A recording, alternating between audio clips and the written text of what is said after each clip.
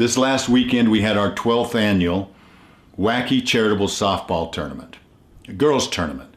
We had over 300 girls participating, competing. I'm going to tell you about the word compete. The word compete, when you go back to the root word, means to work alongside of each other. And you know what we had? No, let me tell you what we didn't have in this tournament. We didn't have coaches yelling at the umpires. We didn't have parents yelling at the coaches. We didn't have fights between one team or another team. We only had the true spirit of competing, of actually working together alongside of each other.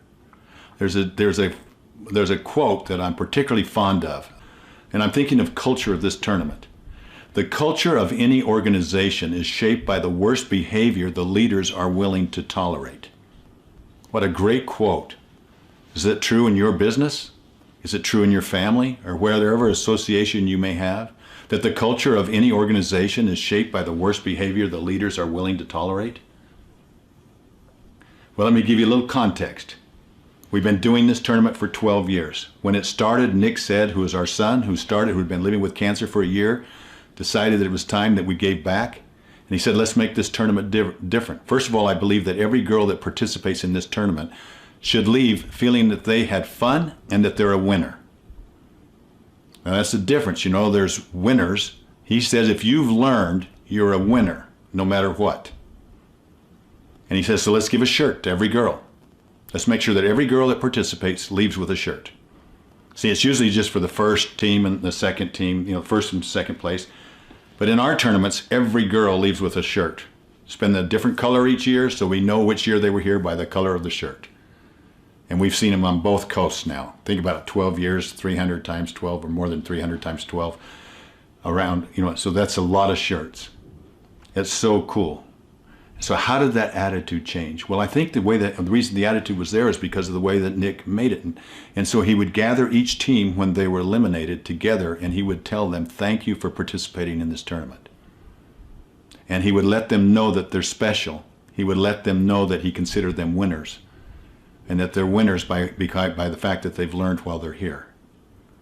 Now, after Nick was gone, we tried to continue that on, and we continued it on the next year, but the coaches and some of the families, they started getting too competitive, and that spirit was gone. And the only thing we could think about was Nick was gone. Why would that be gone? And Lori was ready to quit. She would only take so much complaints coming her way, and there were complaints about petty things, you know, about strikes and balls and umpires, and really getting mad. I mean, really upset. She said, I've had it, I've done. But then she turned around when the girls would come to her and beg her to have it, and the umpire said, this is our favorite tournament. The girls got it. She said, what can we do to make this tournament better, to bring back that spirit? So she reached out to her cancer community, and she assigned a cancer cutie to each team, so that each team had a cancer cutie that they got to play for.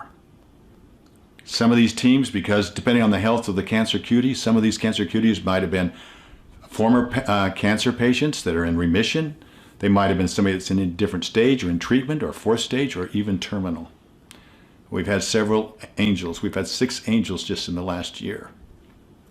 That's tough. That's really tough. But you know, they gather around these cancer cuties, and they do everything for them, and their parents love it, their family loves it. The families, the players love it. And how do you start arguing about petty things when you have that kind of an environment? So we talk about culture. Now, what happens if a coach steps out of line? Well, the culture of any organization is shaped by the worst behavior that the leaders are willing to tolerate. So we've had to ask coaches to leave.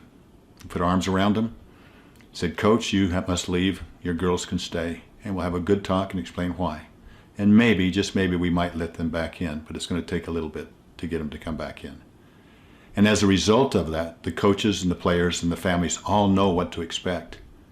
And I'm telling you, if you had a dry eye multiple times during our tournament, when you start seeing the attachments and the meaningfulness and what happens, then there's something wrong with you.